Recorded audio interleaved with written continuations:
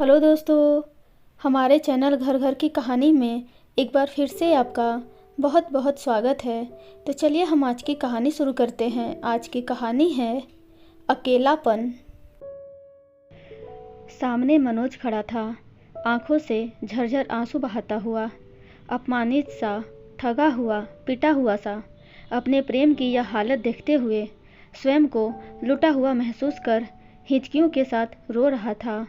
मैं उसे सामने देखकर अवाक थी। मुझे विश्वास ही नहीं हो रहा था कि मेरी वीरान जिंदगी में अब कोई आया है। सरिता, रूंधे गले से मनोज मुश्किल से बोल पाया। किसी गहरे कुएं से आती मरियल सी आवाज़, जो मैं पिछले 10-12 साल से सुनती चली आ रही थी। सरिता स्वीट हार्ट, सरिता डियर, सरिता डार्लिंग की आवाज़ों का खोखलापन जो मैं पिछले 2-3 बरस से महसूस कर रही थी, आज और ज़्यादा खोखली लगने लगी।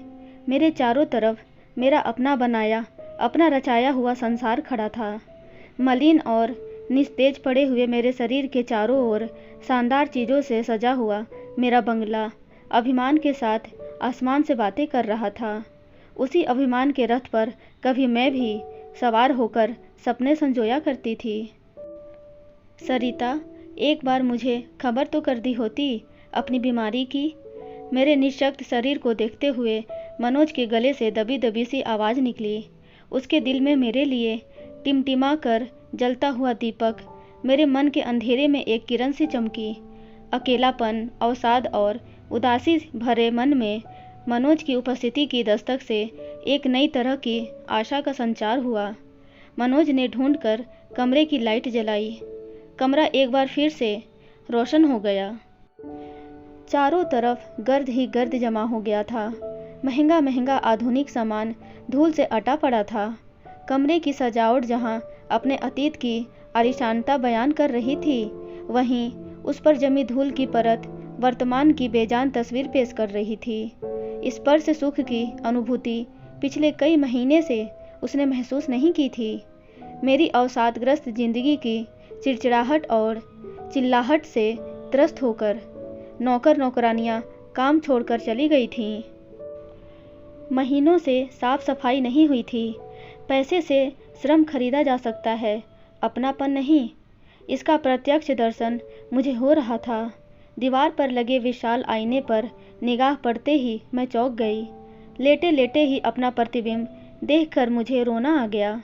एक बार को तो मैं खुद को ही नहीं पहचान पाई। मेरे पर हमेशा हंसते खिलखिलाते रहने वाला विशाल आईना गंदला होकर मायूसी प्रकट कर रहा था। रोशनी से मेरी हालत का जायजा लेकर मनोज और भी ज़्यादा द्रवित हो गया। सरिता, कम से कम एक फ़ोन तो कर दिया होता। इतनी बीमार पड़ी थी, एकदम पीली पड़ गई हो। मनोज अपराध बोध से ग्रस्त होकर अपनी ही रौ में कहे जा रहा था। मैं उसकी हालत समझ रही थी। एक एक बीती बात मुझे याद आ रही थी। जब शरीर था तब विचार नहीं थे, अब शरीर नहीं रहा तो विचार डेरा डालने लगे हैं। अकेलेपन और अवसाद से मनोज की सहानुभूति मुझे कुछ हद तक उबार रही थी। मैं उससे आंखें नहीं मिला पा रही थी। मनोज मेरा इतना लंबा इंतज़ार करता रहा, मेरे लिए अभी तक इंतज़ार, या फिर यूं ही आया है अचानक। यादों के खंजर दिमाग में ठक ठक कर रहे थे। मनोज मेरा सहपाठी था। कॉलेज के वे दिन हवा में उड़ने के थे, आसमान से बातें करने के। यौवन पूरे निखार पर था। मैं तितलियों की तरह इधर उधर मंडराती रहती। कलियां खिलेंगी तो मधुप मंडराएंगे ही, और फिर यह तो समय होता है युवाओं को आकर्षित करने का। लोगों की फिसलती निगाहें पकड़कर आह्लादित होने का, हरदम सजना संवरना, इधर उधर इतराते हुए फिरते रहना। न कोई चिंता थी, न कोई परवाह, बस उड़ते ही जाना, लोगों की निगाहों में चढ़ते जाना, उनकी कानाफूसियाँ सुनकर उल्लासित होना और उनकी प्यासी निगाहें ताड़कर उन्हें और तड़पाना। उनकी अतृप्तता भरी मनुहार सुनकर स्वयं को तृप्त महसूस करना। चिंता नहीं थी तो चिंतन भी नहीं था। मनोज न जाने कब मुझसे दिल लगा बैठा। भावुक मनोज मेरे रूप यौवन के मोह जाल में फंस गया था। हरदम वह बिना पानी की मछली की तरह तड़पता रहता था। पुरुष बेचारा पहले प्यार को अपने दिल पर लगा लेता है। मेरे लिए पुरुषों की तड़प मेरी आत्मसंतुष्टि थी। अनादिकाल से चली आई परंपरा नारी की तड़प से पुरुषों की आत्मसंतुष्टि को तोड़ना मेरे अहं को तुष्ट करती थी। मैं 20वीं सदी की नारी थी। मेरे विचारों में खुला आसमान था। मेरा एक स्वतंत्र अस्तित्व था। मैं भी पुरुष की तरह एक इकाई हूँ। प्रेम प्यार एक अलग बात है, लेकिन शादी, बच्चे का बंधन मुझे नागवार लगता था। कॉलेज के दिन फुर फुर कर उड़ गए। मनोज की मासूम याचना मेरे मस्तिष्क पर सामान्य सी ठक ठक थी। अपनी अलग पहचान बनाने की लौ मन में निरंतर जलती रहती। मैं भावुकता में न बहकर पूर्ण व्यावसायिक हो गई थी। बहुराष्ट्रीय कंपनी में अच्छी नौकरी, ऊंचा ओहदा, भरपूर पगार, सारी सुख सुविधाएं मेरे कदमों को चूम रही थीं।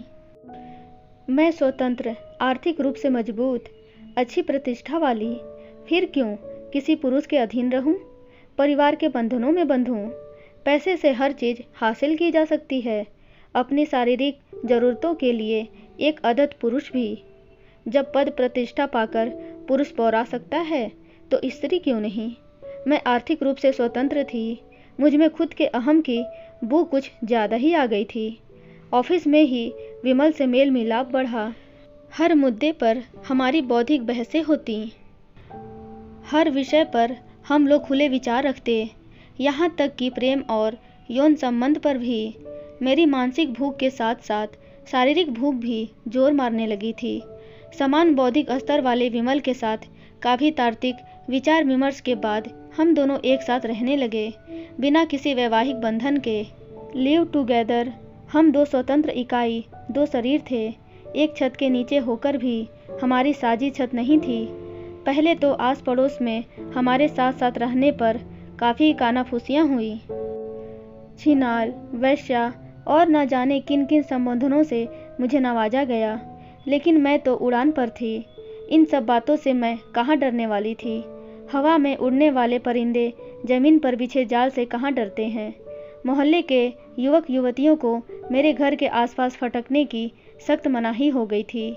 मेरे घर के चारों तरफ अघोषित एलओसी बन गई थी, जिसे पार करना सफ़ेद पोश शरीफों के बस की बात नहीं थी।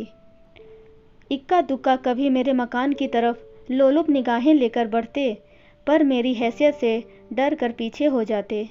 जब शरीर बोलता है तो विचार चुप रहते हैं। एलओसी के घेरे में मैं कब अकेली पड़ती गई, इसका मुझे भान तक नहीं हुआ। शरीर था कि खिलता ही जा रहा था। मैं शरीर के रथ पर सवार होकर अभिमान के आसमान में उड़ रही थी। विमल के साथ रहते हुए भी हमारा साझा कुछ नहीं था। मैं जब चाहती विमल के शरीर का भरपूर उपभोग करती। विमल को हमेशा उसकी सीमा रेखा दिखाती रहती। पुरुष होकर भी उसका पुरुषत्व मेरे सामने बौना रहता। अपना फ्रेंड सर्कल मुझे खुशनुमा महसूस होता। लिव टुगेदर में पति पत्नी के बीच की लाज और लिहाज, सामाजिक दबाव और बच्चे होने का मानसिक दबाव नहीं था। बस उच्छृंखल व्यवहार, शरीर का विभिन्न तरह से भरपूर उपभोग परम आनंद प्रदान करता। देखते ही देखते विमल के साथ का मौखिक अनुबंध पूरा हो चला। साथ रहते विमल के मन में घर बसाने की चाहत घुल रही थी। वह बहुत भावुक हो उठा था। अलगाव से उसे बेचैनी हो रही थी। वह शादी कर घर बसाने के लिए मिन्नतें करने लगा, लेकिन मैं तो मन और तन के उफान पर थी। तन अभी भी भरपूर बोल रहा था, भाव तो मन में थे ही नहीं। भाव होते तो मन कमज़ोर पड़ जाता। मैं नारी की गुलामी की पक्षधर बिल्कुल नहीं थी। शादी यानी नारी की गुलामी के दौर की शुरुआत। मैंने एक झटके में उसको बाहर का रास्ता दिखा दिया। मुझमें शारीरिक आकर्षण अभी भी उफान पर था। मर्दों की लाइन लगने को तैयार थी। प्रेम प्यार बेवकूफ़ों का शगल, बेकार में अपनी ऊर्जा जलाओ, तन मन को तरसाओ। मेरा सिद्धांत था, खाओ पियो और मौज करो। माँ बाप के बीच की यदा कदा की खिंचन की पैठ मेरे मन में इतनी गहरी समाई हुई थी कि पारिवारिक स्नेह का ताना बाना पकड़ने में मैं कभी सफल नहीं हो पाई। फिर बदलाव के धरातल पर पैर रखकर कभी महसूस करने और समझने की कोशिश ही नहीं की। भौतिक आवश्यकताओं की पूर्ति मेरी प्राथमिकता रही थी। उनकी पूर्ति के लिए मेरे पास संसाधनों की किसी तरह कोई कमी नहीं थी। बस पैसा फेंको, सभी सुविधाएं हाजिर हो जाएंगी। आलीशान बंगला होने के कारण कभी घर की ऊष्मा महसूस करने की कोशिश ही नहीं की। आधुनिकता के जुनून में मेरा स्व ही मुझ पर सवार था। विमल के बाद अब यौन संतुष्टि को पूरा करने के लिए संजीव टकरा गया था। उसका भरा पूरा शरीर था, छुट्टे सांड जैसा मस्त मस्त। मेरे साथ लिव टुगेदर उसके लिए बहुत अच्छा ऑफर था। हम दोनों साथ साथ रहने लगे, बिना किसी साझी छत के। फिर से वही शारीरिक आनंद की सुनहरी गुफा में विचरण। मन की स्वतंत्र उड़ान में मैं कभी अपने को हारी हुई महसूस नहीं करती। ऐसा लगता कि मैंने संजीव के पौरुष के साथ साथ मर्दों के पौरुष को हरा दिया है। समय कब गुजर जाता है पता ही नहीं चलता। देह के कोनों का तीखापन कम होने लगा था। मन के कोण कुछ तीखे होकर अधूरापन महसूस करने लगे थे। हर माह मेरे वजूद में अंडा तैयार होता। निषेचित होकर मुझे नारी का पूर्णत्व प्रदान करने के लिए आतुर रहता। पर शुरुआत में मैं पुरुष से बिल्कुल हार मानने वाली नहीं थी। विमल और संजीव के लाखों शुक्राणु बिना संगम के बह चुके थे। पर अब मेरा मन करता कि मैं हार जाऊं और मेरा मातृत्व जीते। नारी के अधूरेपन का एहसास मुझे महसूस होने लगा था। मन में कचोट सी उठने लगी थी। मेरी चाहत सुनकर संजीव एकदम से बिफर गया। हमारे लिव टुगेदर के अनुबंधन में बच्चा नहीं था। अब मुझे यह समझ ही नहीं आ रहा था कि मैं संजीव को यूज कर रही हूँ कि वो मेरा इस्तेमाल कर रहा है। अपने अपने अहंग की जीत में हम दोनों ही हार रहे थे। हालांकि सबसे ज़्यादा शारीरिक और मानसिक नुकसान नारी को ही उठाना पड़ता है। पुरुष तो हमेशा हार कर भी जीतता है और जीत कर तो जीतता ही है। अब मेरा शरीर ढलान पर था तो विचार उठने लगे। सामाजिक ताने बाने की कमी महसूस होने लगी। समाज में प्रतिष्ठा, पद, पैसा पाकर भी मैं सामाजिक कार्यक्रमों में अछूत जैसी स्थिति में रहती। इंटरनेट और सोशल मीडिया से सारी दुनिया हमारी थी, लेकिन हमारा पड़ोसी हमारा नहीं था। मेरा अभिमान चकनाचूर होकर मिटने के लिए तैयार था, पर संजीव बिल्कुल झुकने के लिए तैयार नहीं था। अब मेरी मिन्नतों के बाद भी वह अपने स्पर्म मेरी कोख में डालने के लिए तैयार नहीं था। मेरी हालत जल बिन मछली जैसी हो रही थी। मेरा मन बच्चों के कोमल स्पर्श को बेचैन होता। कोमल कोमल हाथों की छुअन को महसूस करने के लिए मेरा मन व्यग्र होता, कंपित होता। सामाजिक अकेलापन, अधूरा नारीत्व मुझे अवसादग्रस्त करने लगा था।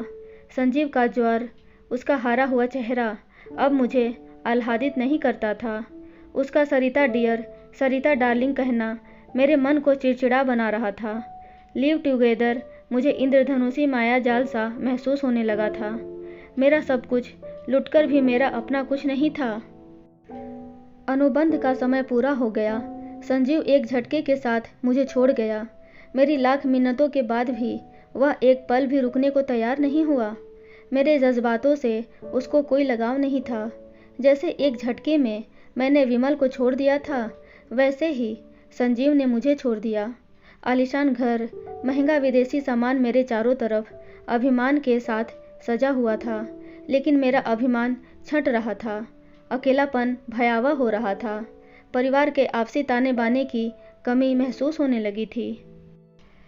समाज की नज़रों में, अपने बौद्धिक विचारों में तो मैं नारी की जीत का आदर्श मॉडल बन ही चुकी थी, पर वास्तविकता में मैं अपने अंदर तो रीतापन महसूस कर रही थी।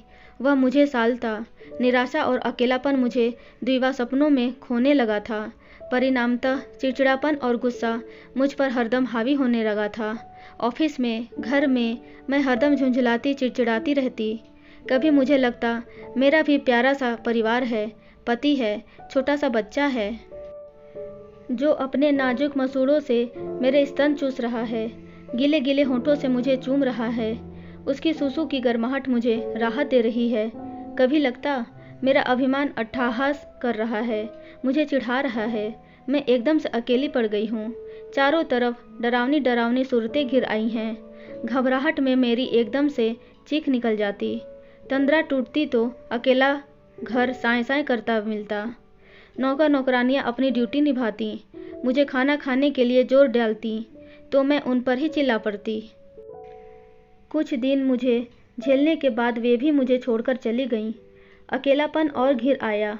घर के चारों तरफ खिंची लक्ष्मण रेखा पार करने का साहस किसी में नहीं था। लिव टुगेदर के फंडे ने समाज से टुगेदरनेस होने ही नहीं दिया। मैं अवसादग्रस्त होती जा रही थी। मन में घोर निराशा थी तो तन भी बीमार रहने लगा। न किसी काम में मन लगता, न कुछ करने खाने पीने की इच्छा होती। हरदम अकेलापन सताता, काटने को दौड़ता रहता।